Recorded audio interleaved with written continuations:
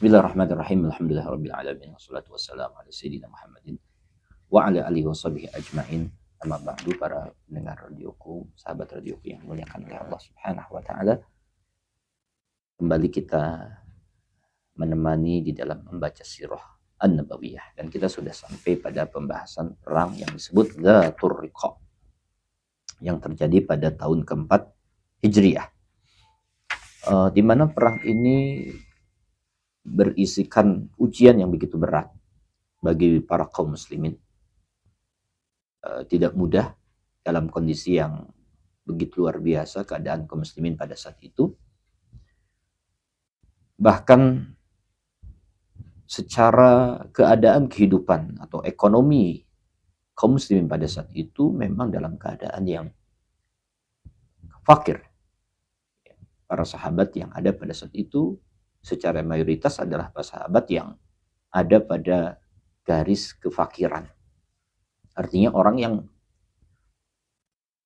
pemasukannya tidak mencukupi untuk kebutuhannya.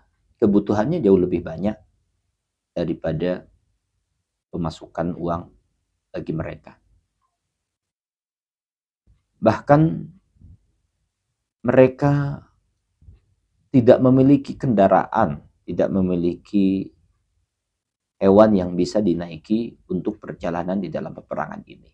Sehingga disebutkan dalam sejarah ini ada 6-7 orang sahabat yang harus bergantian menaiki satu onta. Saking kurangnya dan sedikitnya onta, sehingga para sahabat satu onta digilir naik sebanyak 7 orang. Jadi itu bisa dibayangkan kondisi umat Islam pada saat itu, sehingga secara kemampuan fisiknya, secara kemampuan materi, maka mereka sangat ada di bawah angka yang sangat rendah. Jadi unta saja mereka harus bergantian sebanyak 7 orang. Dan itu harus melewati jarak yang jauh ya.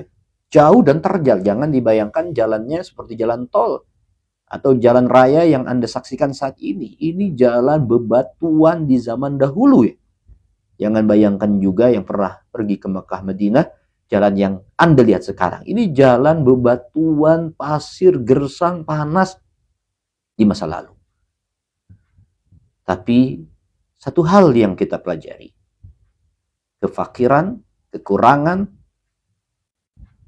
tidak menghalangi mereka untuk menyampaikan sebuah pesan, amanah, risalah dari Allah Subhanahu wa taala di dalam mengajak terhadap agamanya Allah.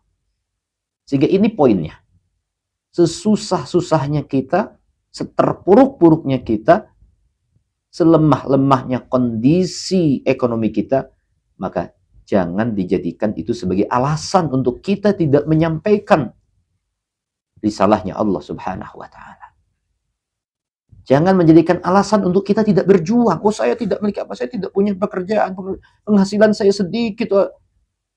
Anda lihat para sahabat yang berjuang bersama Rasulullah jauh lebih sulit keadaan ekonominya daripada kita yang pada saat ini.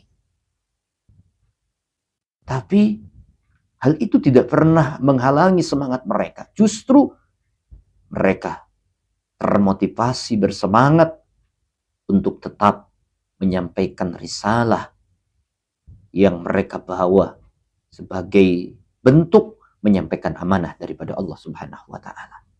Kadang kita ini banyak beralasan karena alasan keadaan ekonomi dan sebagainya, sehingga kita sembrono, kurang, bahkan acuh terhadap tugas kita sebagai seorang muslim, punya kewajiban untuk menyampaikan kebaikan, menyampaikan pesan-pesan yang Allah sampaikan kepada Nabi, yang Allah sampaikan di dalam Al-Quran. Maka keadaan yang terpuruk, kondisi ekonomi yang tidak baik, jangan dijadikan sebagai justifikasi untuk tidak berjuang. Ini yang dicontohkan para sahabat. Hidupnya jauh lebih sulit daripada kita. Namun mereka tetap menyampaikan risalatu dakwah ilallah. Mereka tetap menyampaikan pesan untuk mengajak umat kepada Allah Subhanahu wa taala. Dan mereka menanggung segala bentuk kesulitan, ujian pada saat itu. Sampai mereka harus, kaki-kaki mereka terluka diakibatkan karena mereka harus melewati jalan-jalan yang penuh terjal, jalan-jalan yang berduri, banyak pepohonan, ranting-ranting. Mereka tidak memiliki sepatu yang seperti Anda miliki. Sehingga banyak daripada telapak kaki mereka rusak, hancur. Karena harus melewati bebatuan panas. Melewati jalan gurun pasir yang gersang. Ditambah banyak duri-duri pohon yang merintangi jalan mereka. Tapi hal itu tidak pernah sedikit pun membuat mereka surut untuk lanjut berjuang, berjihad di jalannya Allah Subhanahu wa Ta'ala. Maka itulah yang dinamakan perjuangan. Sedangkan kita pergi ke masjid yang jaraknya hanya beberapa meter dari rumah kita, pergi ke musola yang jaraknya hanya beberapa meter dari rumah kita, bahkan kita punya kendaraan untuk kita bisa menaiki datang ke masjid atau musola tersebut, ternyata terkadang kita bermalas-malasan. Datang ke majelis ilmu yang jaraknya tidak jauh daripada rumah kita, bahkan kalau jauh pun kita punya kendaraan dan kita bisa datang. Tapi ternyata terkadang kita masih bermalas-malasan datang ke tempat kemuliaan untuk melakukan kebaikan. Padahal rintangannya tidak ada.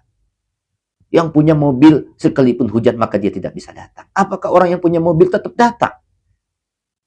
Terkadang sekalipun punya mobil, ternyata hal itu tetap tidak membuat seorang itu datang ke tempat-tempat kebaikan. Tidak bisa menjadi jaminan pasti dia akan datang ke tempat-tempat mulia. Maka bukan karena ada fasilitas yang mendukung, yang membuat seorang tergerak untuk membuat ketaatan, kebaikan. Tapi adalah keinginan kuat dalam hati yang membuat seorang termotivasi dan terdorong dalam kuat kebaikan. Karena kalau kita perbandingkan keadaan para sahabat yang begitu luar biasa seperti yang kami gambarkan, sehingga telapak kaki mereka rusak akibat kerjalan yang sangat jauh, yang terjal, yang gersang, yang panas, banyak berduri, banyak pohon. Tapi tidak menghalangi mereka untuk terus melanjutkan perjalanannya dalam berjihad.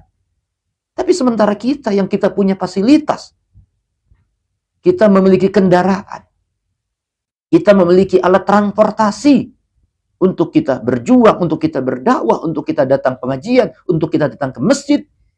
Tapi ternyata kemudahan fasilitas itu tidak juga menjadi jaminan seorang untuk mau datang ke tempat kemuliaan. Karena banyak orang yang diberikan kemudahan memiliki alat transportasi, tapi tetap hatinya tidak bergerak untuk datang ke tempat-tempat mulia. Maka pelajarannya, seseorang yang berjuang dan melakukan kebaikan bukan karena adanya fasilitas yang memadai dan mudah, akan tetapi karena keinginan kuat dalam hati untuk bisa mendapatkan kemuliaan daripada Allah Subhanahu wa Ta'ala.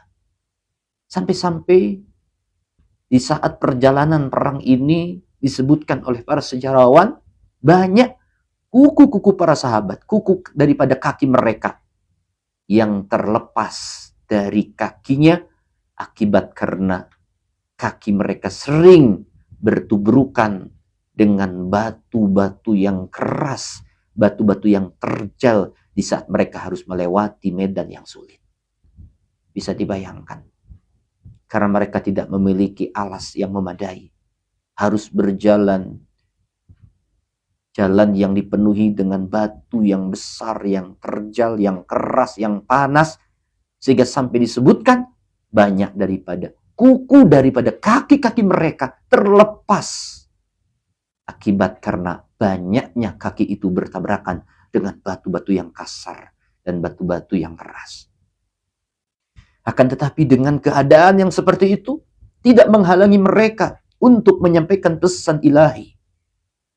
Untuk menyampaikan tanggung jawab dia sebagai hamba Allah Subhanahu wa Ta'ala. Ketika mereka menjadi seorang muslim. Karena itulah gambaran apa yang difirmankan oleh Allah. Para sahabat ini adalah gambaran daripada apa yang disampaikan oleh Allah dalam Al-Quran. Innallaha ashtara minal mu'minina anfusahum wa amwalahum bi anna lahumul jannah yuqatiluna fi sabilillahi fayaqtuluna wa yuqtalun.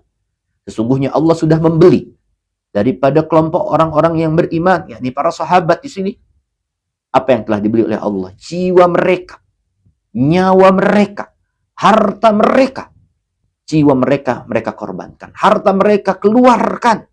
Jiwa, raga, harta mereka korbankan untuk Allah Subhanahu wa Ta'ala, demi untuk bisa membeli lahumul jannah, untuk membeli surga. Sehingga mereka tidak peduli kehilangan nyawa, jiwa, harta mereka. Yang penting mereka mendapatkan surga. Karena itulah tiket untuk bisa mendapatkan surga. Maka seseorang harus berjuang dengan jiwa, raga, dan hartanya. Maka dia artinya telah membeli surga daripada Allah Subhanahu wa Ta'ala. Itulah yang dinamakan transaksi dengan Tuhan. Kalau kita ingin mendapatkan surga dari Allah, maka untuk membeli tiketnya adalah perjuangan kita dengan harta, jiwa, raga yang kita keluarkan untuk agama Allah.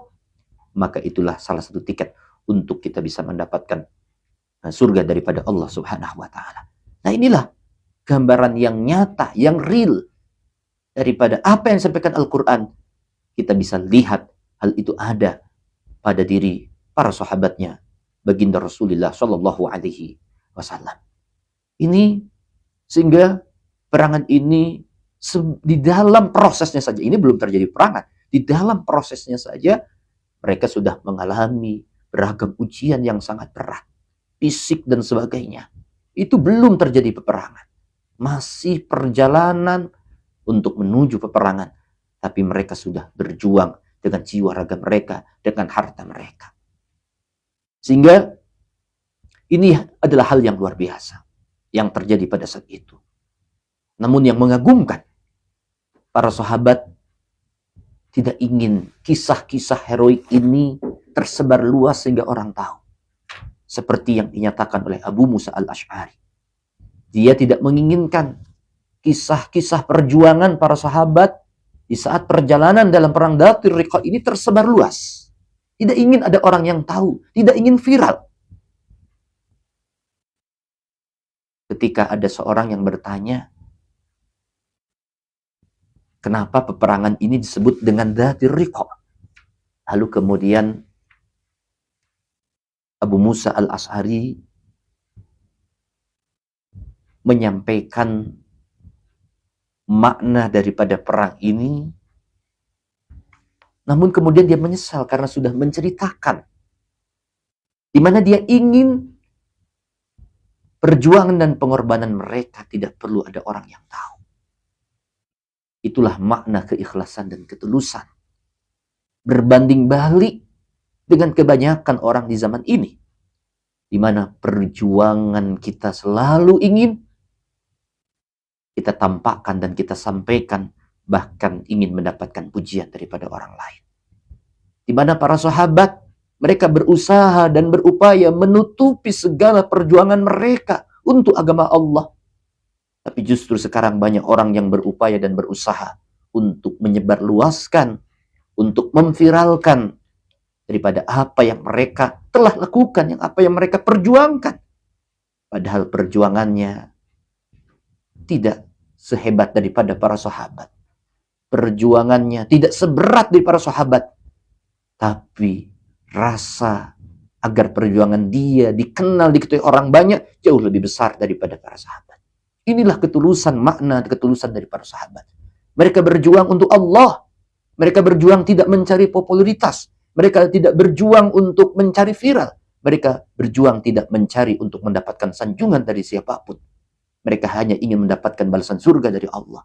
Mereka hanya ingin mendapatkan balasan pahala dari Allah. Sehingga mereka tidak ingin kisah-kisah menakjubkan di dalam perjuangan mereka ada orang yang tahu. Itu yang dilakukan oleh Abu Musa al-Ash'ari. Ketika ditanya, kenapa disebut Dhatir Riqa? Yang artinya di sini adalah bentuk peperangan yang penuh dengan banyak perjuangan. Lalu kemudian dia menyesal karena sudah menjelaskan makna itu, karena dia khawatir perjuangan mereka, pengorbanan mereka diketahui banyak orang, sehingga banyak orang yang kemudian menyanjungnya. Berbanding 180 derajat dengan apa yang ada dalam masa ini, di mana ketika ada orang berjuang, selalu menginginkan perjuangannya ini diketahui orang, dikenal orang, dinilai orang, disanjung oleh orang, sehingga yang dicari bukan daripada pahala Allah, yang dicari bukan lagi surga dari Allah Subhanahu wa taala, tapi terkadang sekarang ini yang kita cari adalah sanjungan daripada manusia. Maka ini pelajaran yang luar biasa, salah satu yang kita dapatkan hikmahnya dalam peperangan Dzatir Riqa.